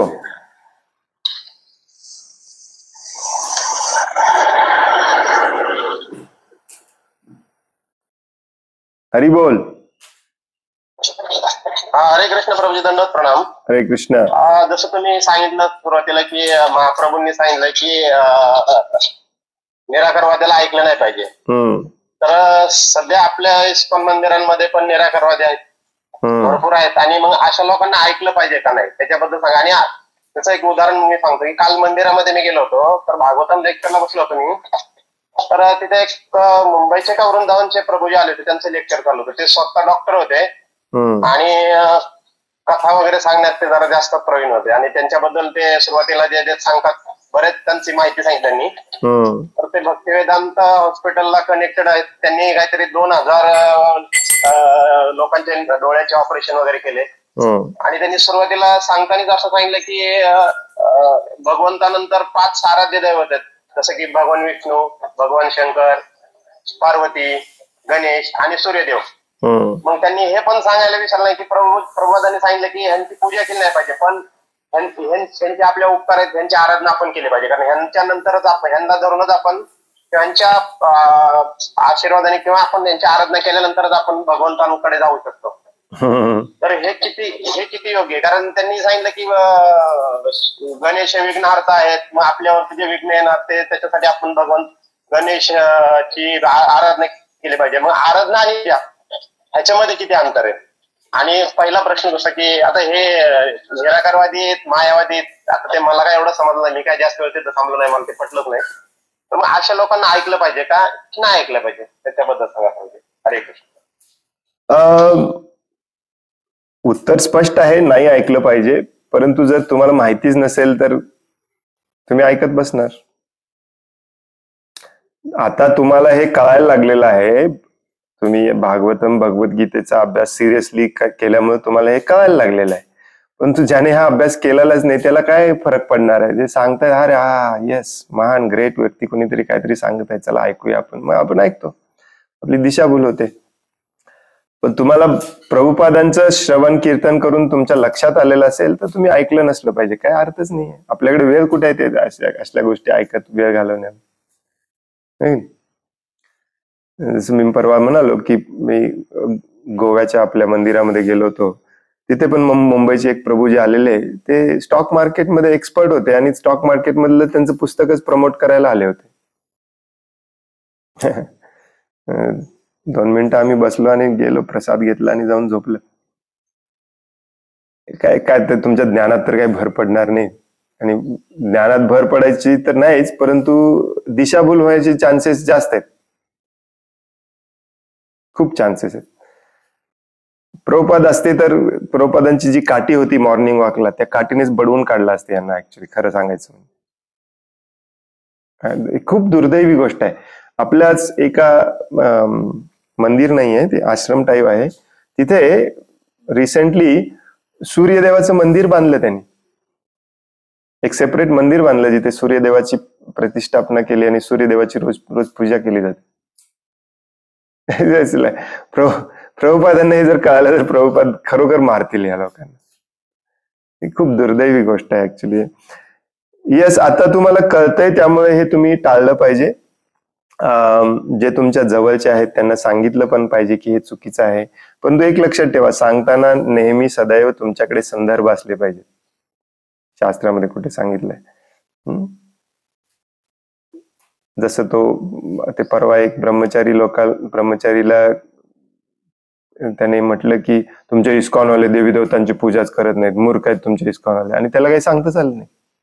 हातात भगवद्गीता, तो भगवद्गीतेचं विचरण करते. अरे 7व्या अध्यायामध्ये भगवद्गीतेमध्ये सांगितलंय भगवंतांनी. खूप फेमस आहे. तुम्ही जर प्रभुपादांचे लेक्चर कंटिन्यू ऐकत असला तर तुमच्या कानावर सारखं पडते. Prabhupada in 7th chapter Prabhupada सारखं म्हणतात 7व्या अध्यायात भगवंतांनी असं म्हटलेलं आहे, 7व्या अध्यायात भगवंतांनी. तुम्ही 7वा अध्याय नाही वाचला तरी प्रभुपादांचं लेक्चर ऐकून ऐकून तुमच्या डोक्यात बसते 7व्या अध्यायात भगवंतांनी हे सांगितलं.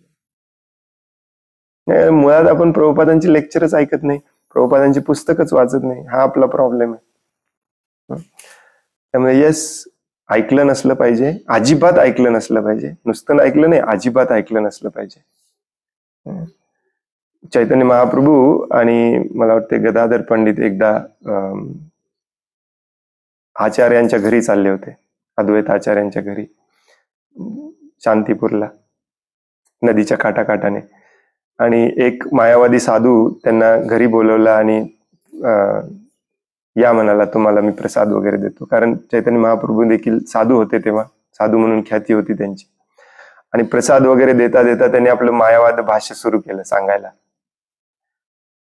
अर्धवट सोडून चैतन्य महाप्रभूने आपली धोती वर खोचली आणि फुल स्पीडने पळायला लागले तिथून.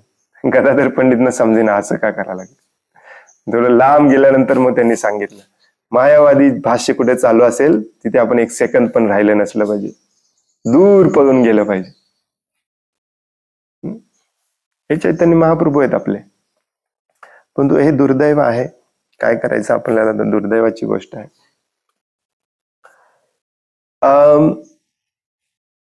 ऍक्च्युली मी सगळे आहेत का, गेले आहेत, ही गोष्ट मी काल परवा सांगायची म्हणत होतो, पण आज मला परत सांगावं असं वाटतंय.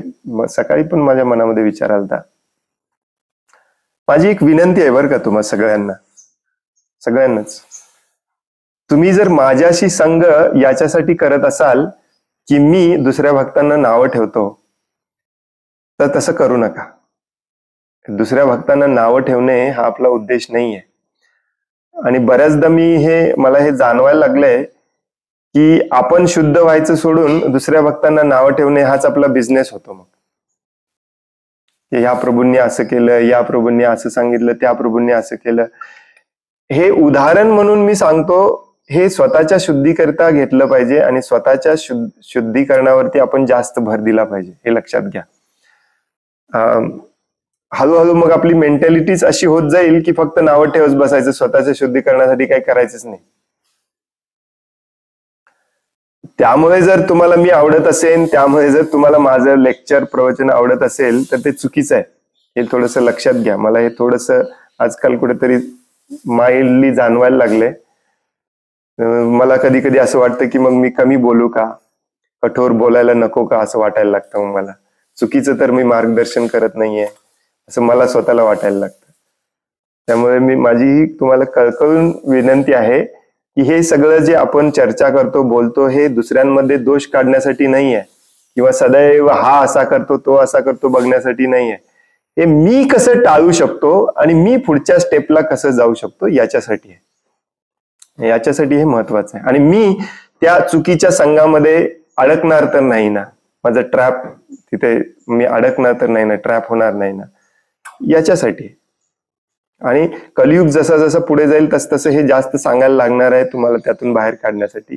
परंतु त्याचा अर्थ तुम्ही असा अजिबात घेऊ नका की आपल्याला हाच आपला प्रचार आहे, याचे दोष काढणे, त्याचे दोष काढणे, हा असा करतो तो असा करतो. Absolutely no. जेव्हा तुम्ही 4 वाक्य असं बोलता तेव्हा निदान 1 वाक्य 1 पाऊल तरी तुम्ही तुमच्या प्रगतीमध्ये केलेली असली पाहिजे. हे आपल्या प्रगतीसाठी आहे सगळं. स्वतःची आपण पॉझिटिव्हली काम पण केलं पाहिजे, भगवंतांची सेवा पण केली पाहिजे, स्ट्रॉंगली केली पाहिजे, पॉझिटिव्हली केली पाहिजे. नुसतंच जर तुम्हाला माझं लेक्चर याच्यासाठी आवडत असेल की प्रभूजी खूप मस्त शिव्या देतात दुसऱ्या भक्तांना, दॅट्स रॉंग. खूप चुकीचं आहे, लक्षात घ्या. कानाला खूप ऐकायला बरं वाटतं असल्या गोष्टी, कारण चौकात बसून पण आपण असल्या गोष्टीच करतो. याने असं केलं, त्याने तसं केलं, याच्यासाठी हे नाही आहे. विशेष करून भागवतम जे जॉईन करतात, आपण सगळे सिरियस भक्त आहोत, भागवतम जॉईन करणारे, तुम्ही हे लक्षात ठेवा कायमचं. आणि ही माझी विनंती आहे तुम्हाला. कदाचित माझ्याकडून पण चूक होत असेल, माझं पण सांगायचं चुकीच्या पद्धतीने होत असेल, तर ते पण मी बदलायचा प्रयत्न करतो, परंतु ही मेंटॅलिटी डेव्हलप करू नका अजिबात. हरे कृष्ण. प्रभूजी धन्यवाद तुम्ही हे सांगितल्याबद्दल.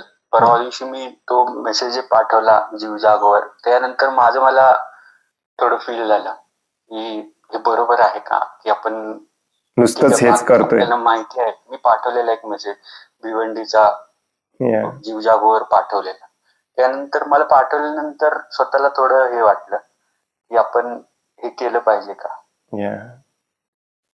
नुसतंच ते करण्यामध्ये आपण सुख घ्यायला लागलो तर काहीतरी चुकतंय आपलं.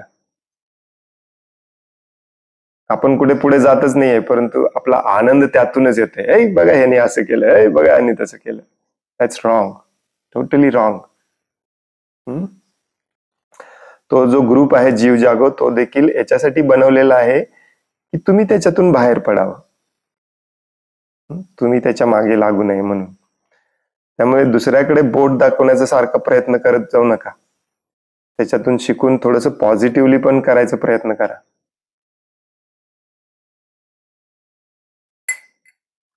हरे कृष्ण. धन्यवाद प्रणाम प्रभूजी. येस, धन्यवाद प्रणाम. मला असं म्हणजे मला असं विचारायचं काही नाहीये, पण असं हे ऐकून असं वाटतं की म्हणजे कुठेतरी मी असं ऐकलंय की आपण म्हणजे पापी लोकांबद्दल आपण बोललं तरी आपल्याकडून हा पापच होतोय. येस, कितपत खरं आहे?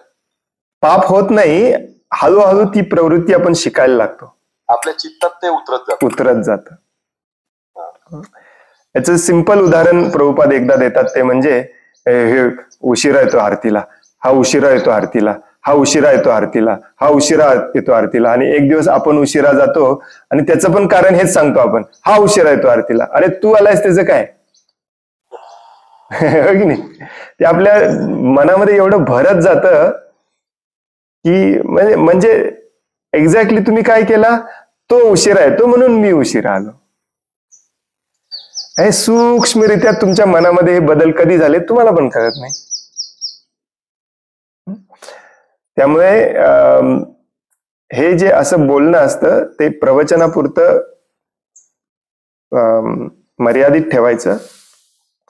आपण प्रवचन देत असेल, कोणाला उपदेश देत असेल तर एक उदाहरण म्हणून ते सांगायला काही हरकत नाही, परंतु सारखं सारखं असं म्हणत राहणे हे खूप चुकीचं आहे.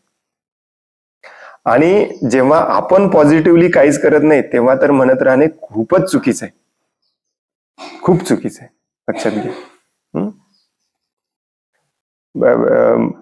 भक्ती विज्ञान महाराज एक उदाहरण देतात, ते म्हणजे एका भक्ताला सारखी सवय होती प्रसादामध्ये खोट काढायची. हा भक्त काय प्रसाद व्यवस्थित करतच नाही, हा भक्त काय प्रसाद व्यवस्थित करत नाही, हा भक्त काय प्रसाद व्यवस्थित करतच नाही.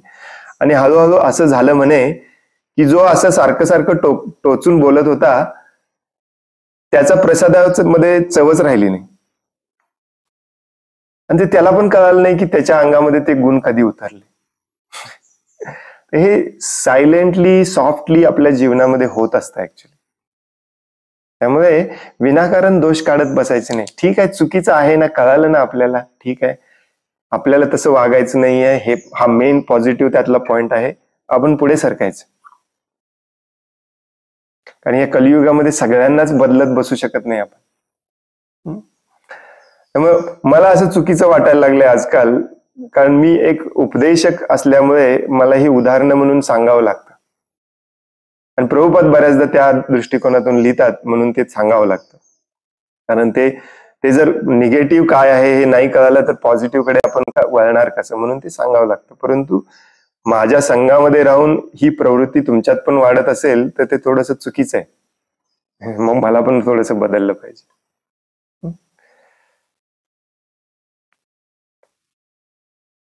त्यामुळे आपण जे पॉझिटिव्हली कार्य करत आहोत त्याच्यामध्ये सहभागी व्हा, थोडस जास्त सहभागी व्हा तुम्ही. हे पॉझिटिव्हली कार्य करणे पण खूप महत्वाचं आहे. नुसतेच लोकांना नावं ठेवून उपयोगाचं नाही, हा शेती करत नाही, हा गाय याच्याकडे गाय नाहीत, मग तुमच्याकडे किती आहे, तुम्ही काय करता हे पण बघितलं पाहिजे ना. Hare Krishna. Yes, very important point Harish Prabhu मी सांगितलेला.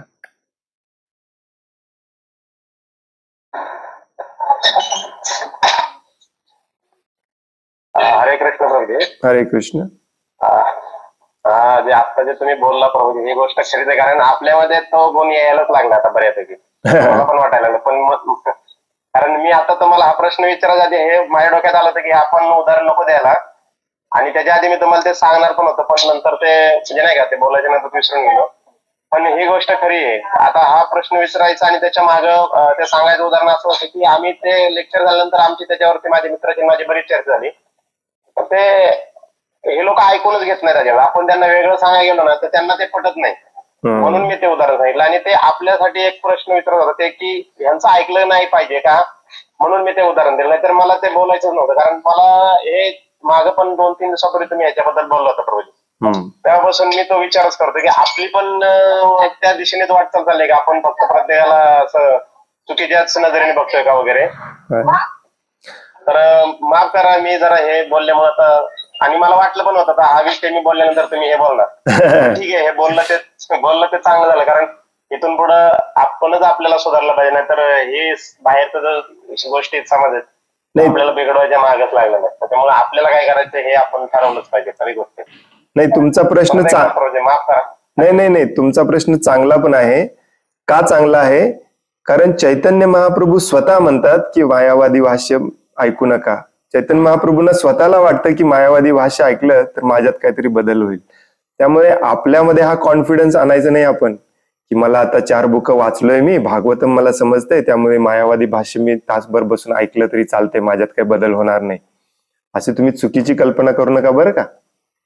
चैतन्य महाप्रभू स्वतः म्हणतात की मी मायावादी भाष्य ऐकलं तर माझी भक्ती नष्ट होईल. आपण अजून त्या लेवलला पण नाही, त्यामुळे आपण मायावादी भाष्य 2 सेकंदात लक्षात आल्यावर तिथून उठून गेलं पाहिजे. यस, हे महत्वाचं आहे. तुमचा प्रश्न देखील व्हॅलिड आहे. असं मी म्हटलेलं नाहीये की तुमचा प्रश्न व्हॅलिड नाही आहे. मी आता भागवतमचे 3 स्कंद वाचलेत, मी काय 2 मिनिटं मायावादी ऐकलं तरी माझ्यावर काही परिणाम होणार नाही असा कॉन्फिडन्स आणू नका. मायावादी भाष्य ऐकायला आलं की तिथून उठून बाहेर पडायचं, ऐकायचंच नाही, आपण बंद करायचं. माझ्या सोबत बरेच जण येतात, त्यांनी हे अनुभव पण याचा घेतला असेल. कुणी असा मायावादी भेटला मी शांत बसतो, एक उत्तर देत नाही, शांत बसतो, ऐकून घेतो, हरे कृष्ण म्हणून बाहेर पडायचं. वादविवाद किंवा ते ऐकत बसायचं नाही आपण. त्यामुळे तुमचा प्रश्न व्हॅलिड आहे, नाही असं नाही. फक्त त्यातला जो पार्ट आहे की यांनी असं केलं त्यांनी असं केलं हे म्हणणं थोडंसं बंद करायचं आपण. तुम्हाला एक लक्षात आलेलं असेल की संध्याकाळच्या भगवद्गीतेच्या क्लासमध्ये तर मी आवर्जून सांगतो की या भक्तांनी असं सांगितलं मला, तो भक्त असा करतो, असले प्रश्न तुम्ही मला विचारूच नका. कारण संध्याकाळच्या भगवद्गीतेच्या क्लासमध्ये तर सगळे नवीन असतात, तसे प्रश्न विचारूच नका म्हणून सांगतो मी. सकाळच्या क्लासमध्ये मी थोडंफार अलाव करतो, कारण आपण भागवतम वाचत आहोत, थोडंफार स्ट्रॉंग व्हायचा प्रयत्न करत आहोत. परंतु संध्याकाळच्या क्लासमध्ये तर अजिबात विचारलंच नसलं. बरेच लोक सांगतात प्रभूजी या भक्ताने आम्हाला सांगितलं एकादशी अशी केली, सांगितले. कोणी काय सांगितलं ते तुमच्या जवळच ठेवा. शास्त्राप्रमाणे जे आपण वाचत आहोत ते घ्या, त्याप्रमाणे वागायचा प्रयत्न करा. मग असे हेनी असं सांगितलं, हा असा वागतो, तो तसा वागतो, हे जगामध्ये चालूच राहणार आहे. त्याला काही लिमिटच नाही आहे ऍक्च्युली. आपलं लक्ष नेहमी असंच दुसऱ्यांच्याकडे असलं की मग आपण आतमध्ये आपल्याकडे लक्ष कधी देणार. त्यामुळे याचा अर्थ असा पण घेऊ नका की उद्यापासून अजिबातच बोलायचं नाही. भागवतमच्या क्लासमध्ये अलाउड आहे हे, परंतु आपला ऍटिट्यूड पण थोडासा आपण थोडा बदलला पाहिजे. द्वेषाचा, तिरस्काराचा ऍटिट्यूड नसला पाहिजे. एक उदाहरण म्हणून सांगायला काही हरकत नाही. आणि जर तो बदलत नसेल तर उदाहरण म्हणून पण सांगू नका, बंदच करा, काही हरकत नाही. तेवढी आपली शुद्धता आली नसेल तर पहिल्यांदा आपल्या स्वतःच्या शुद्धतेवरती काम करा. हरे कृष्ण प्रभूजी. हरे कृष्ण. उलट त्या प्रभूजींनी विचारलेल्या प्रश्नामुळे आम्हाला ते चैतन्य महाप्रभूंची आयडिया मिळाली आता.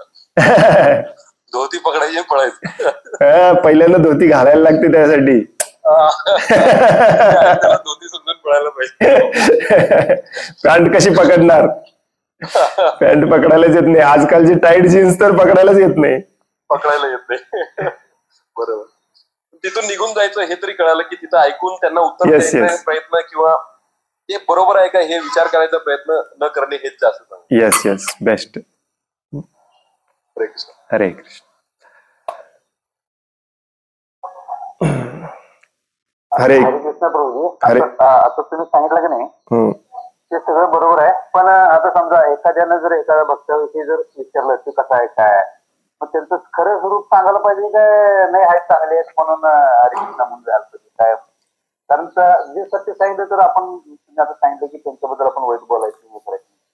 मग ते जर ते नंतर ते सत्य जर नाही सांगितलं तर आपल्या मनात एक राहते की बाबा ह्यांना चांगलं म्हणून सांगितलं पण त्यांनी कुठेतरी अडचणीत आलं तर त्यांना त्यांनी जर ते हे केले आणि त्यांनी अडचणीत आली तर मग म्हणून एक मनाला एकीकडे हे वाटते आपण त्याबद्दल काय सांगाल? खूप महत्वाचा प्रश्न आहे हा. एखाद्या भक्ताबद्दल किंवा एखाद्या व्यक्तीबद्दल कुणी आपल्याकडे शिफारस मागितली की हे कसे आहेत, यांचा संग करू का नको, तर पहिली गोष्ट अशी असते की सगळेच वाईट आहेत या जगामध्ये. हे डोक्यात पहिल्यांदा ठेवायचं. मी पण वाईट आहे, सगळेच वाईट आहेत या जगामध्ये. आता या व्यक्तीचा संग करा किंवा करू नका हे सांगण्यासाठी दोन पद्धतीने विचार करायचा असतो. पहिली म्हणजे भौतिक आसक्ती आहे का. भौतिक आसक्ती असणे हे काही वाईट लक्षण नाहीये किंवा वाईट गुण नाहीये. जसं की तुम्ही आता म्हणाला तुमचा तो दुकानदार मित्र वगैरे, ही भौतिक आसक्ती आहे. लक्षात घ्या, भौतिक आसक्ती आपल्या सगळ्यांमध्ये आहे आणि भौतिक आसक्ती नसणारा कोणीही नाहीये. त्यामुळे भौतिक आसक्ती एखाद्याला जास्त असू शकते, एखाद्याला कमी असू शकते. फॉर एक्झाम्पल, एखाद्या भक्ताला अजून चहा पिणे सुटलेलं नाही आहे, एवढ्या वेळेला सांगून पण चहा कॉफी बंद करा, चहा कॉफी बंद करा, परंतु त्याची चहा काही सुटत नाही, याचा अर्थ तो वाईट मनुष्य नाही आहे. हे एवढं आपल्या डोक्यात बसलं पाहिजे. भौतिक आसक्ती कितीही असू दे, कितीही प्रमाणात असू दे, त्याला भक्त म्हणून आपण स्वीकारलं पाहिजे, त्याच्याशी संग केला पाहिजे, त्याला आपण संग दिला पाहिजे, कारण त्याची प्रामाणिक इच्छा आहे बदलण्याची.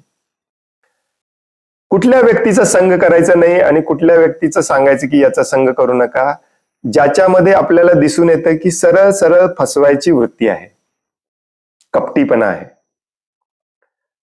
अशा व्यक्तीचा संग टाळायचा आणि दुसऱ्यांना पण टाळायला सांगायचं. कारण ही फसवायची वृत्ती जी असते ती खूप डेंजरस असते. मग फसवेगिरी म्हणजे काय, तो तुम्हाला पैशाने फसवत असेल किंवा शास्त्राने फसवत असेल, कशाही दृष्टिकोनाने. शास्त्राने फसवणे म्हणजे काय, भगवद्गीतेतलं तुम्हाला काही सांगतच नाही तो. आता समजा ह्या एका भक्ताला चहाची सवय सुटत नाही, तो चांगला आहे, परंतु हा व्यासासनावरती बसून प्रवचन देतो परंतु याला चहाची सवय सुटत नाही, तो वाईट आहे, तो फसवा आहे. कारण त्याने तिथे वर जाऊन बसून सांगायचं त्याचं हेच काम असतं, हे आसक्ती सोडायची, त्यामुळे त्यांनी सोडलेली असली पाहिजे. तर थोडस हे आपल्याला हे फरक करता आलं पाहिजे प्रत्येकाबद्दल. एखादा व्यक्ती पूर्णपणे फसवा असतो, भक्तीच्या नावाखाली डोनेशन माग, भक्तीच्या नावाखाली हे यज्ञ कर, यज्ञ करून पैसे मिळव, हे असल्या गोष्टी करत असतो. मग आपण, हे आपलं कर्तव्य आहे एखाद्याला त्याच्या संघापासून दूर करणं. कारण कोणाला आवडेल, माझ्यामुळे जर याची फसवणूक थांबत असेल तर ते आपण केलं पाहिजे, नाही असं नाही, ही करुणा आहे, दया आहे. परंतु विनाकारण सगळ्यांना लेबल मारत फिरणे चुकीचं आहे. कारण सगळेच या जगातले आसक्त आहेत, भौतिकवादीच आहेत. आपल्या सगळ्यांमध्ये काही ना काहीतरी आसक्ती आहे, अजून पण ती सुटलेली नाहीये. आपण स्वतःकडे बघितलं तरी आपल्या लक्षात येईल की आपलीही आसक्ती अजून बरीचशी सुटलेली नाहीये, हो की नाही. त्यामुळे कुणी असं असेलच तर नाही सांगायचं. फॉर एक्झाम्पल मी तुम्हाला सांगतो, काल दिवसभर आम्ही हीच चर्चा केली. आमच्या सत्संगामध्ये एक प्रभूजी आहेत, ते आणखीन एका प्रभूजीचे लेक्चर खूप रेग्युलरली ऐकतात, आणि त्यांना बऱ्याच जणांनी सांगितलं की त्या प्रभूजींचं तुम्ही लेक्चर ऐकू नका. मग याबद्दल माझं काय मत आहे याच्याशी ते चर्चा करत होते, परंतु बराच वेळ आम्ही चर्चा केली. मी त्यांना शास्त्रोक्त पद्धतीने सांगितलं की प्रचारक कसा असला पाहिजे, परंतु मी त्यांना एकाही वाक्यामध्ये, एकाही शब्दाने मी त्यांना असं सांगितलं नाही की त्यांचे लेक्चर तुम्ही ऐकू नका किंवा त्यांचा संघ सोडून द्या. कारण आपल्याला माहितीच नाहीये तो व्यक्ती कसा आहे, काय आहे, आपल्याला अधिकारच नाही त्या व्यक्तीबद्दल बोलण्याचा. त्यामुळे आपण थोडस कारण कसं असतं, बऱ्याच जणांची श्रद्धा असते, ती श्रद्धा तुटली पाहिजे का, मोडली पाहिजे का, आणि ती कशा प्रकारे मोडली पाहिजे याचा पण थोडासा विचार करावा लागतो. असं कुणी एखाद्याचा जेवढा मोठा साधू तेवढी मोठी श्रद्धा असते. त्यामुळे बऱ्याचदा बघा, जर एखादा व्यक्ती एखाद्याला गुरु मानत असेल, त्याचा गुरु जर काहीतरी वाईट काम करत असेल, तर त्या व्यक्तीला जाऊन सांगणे खूप कठीण असतं, तुझा गुरु वाईट काम करतो. आणि ते थोडस आपण काळजीपूर्वकच सांगितलं पाहिजे, नाही तर मग तो तुमचा द्वेष करणार, माझ्या गुरुबद्दल वाईट बोलताय म्हणून. आणि बऱ्याच वेळेला मग लोकांची अशी पण इच्छा असते की तुम्ही त्यांचा सत्संग, त्यांचं लेक्चर सोडून आमच्याकडे आलं पाहिजे, याच्यामध्ये तुमची पण काही फेमस व्हायची आतून सूक्ष्म इच्छा आहे का, हे पण तुम्ही बघितलं पाहिजे. त्याच्यासाठी जर तुम्ही सांगत असाल तर ते पण चुकीचं आहे. एखाद्याला काहीतरी सांगण्यापूर्वी त्याच्या मागचा भाव आपला निर्मळ, निष्पाप आहे की नाही हे बघणे महत्वाचं आहे. तसा भाव जर असेल तर सांगायला काही हरकत नाही की बाबा हे चुकीचं आहे, इथे जर तू गेलास तर तुझी फसवणूक होईल, आणि तुझी फसवणूक होऊ नये म्हणून फक्त मी सांगतोय, बाकी माझा दुसरा काही उद्देश नाही आहे. या दृष्टिकोनातूनच सांगितलं पाहिजे. गप्प बसणे, आपल्याला माहित असताना गप्प बसणे की हा चोर आहे, हे माहित असताना आपण गप्प बसणे हे देखील पाप असतं. प्रभुपाद सांगतात, चोराला चोर म्हणणे हे पाप नसतं, परंतु चोर माहिती असताना चोराला चोर न म्हणणे हे पाप असतं. पण तू कलियुगामध्ये झालंय काय, सगळेच चोर आहेत. मग थोडस आपण केअरफुल, काळजीपूर्वक याच्यावरती ऍक्शन घेतली पाहिजे. आणि मी परवा एकदा बोललो तुम्हाला, कदाचित तुम्ही नसाल किंवा तुम्हाला लक्षात नसेल, एक गोल्डन रूल आपल्या मनामध्ये घालून घ्यायचा, तो म्हणजे आपण जोपर्यंत त्या क्षेत्रामध्ये 10 पावलं पुढे जात नाही तोपर्यंत दुसऱ्याबद्दल बोलायचा आपल्याला अधिकार नाही, मग तो दुसरा कितीही वाईट करत असू दे. ज्या क्षेत्रामध्ये आपण एक्सपर्ट म्हणून बोलतो त्या क्षेत्रामध्ये आपण एक्सपर्ट असायची काही गरज नाही, परंतु ज्याच्याबद्दल बोलतोय हा चुकीचा आहे म्हणून त्या क्षेत्रामध्ये आपण 10 पावलं अटलिस्ट पुढे असलं पाहिजे, आपल्याला ज्ञान असलं पाहिजे, आपल्याकडे संदर्भ असले पाहिजेत, मगच बोलायचं, नाहीतर बोलायचं नाही. हे एक रूल लक्षात ठेवा तुम्ही कायमचा. हरे कृष्ण. धन्यवाद प्रभू. हरे कृष्ण. आपण थांबूया आता, 7:36 झालेत. खूप खूप धन्यवाद. वांछा कल्पतरो भयश्च कृपा सिंधुभ्य एव च पतितानां पावनेभ्यो वैष्णवेभ्यो नमो नमः. अनंत कोटि वैष्णव वृंद की जय. वैष्णव ठाकुर शिल प्रभुपाद की जय. ग्रंथराज श्रीमद् भागवतम की जय. तो जय म्हणतोय की आय म्हणतोय? हरे कृष्ण. दंडवत प्रणाम.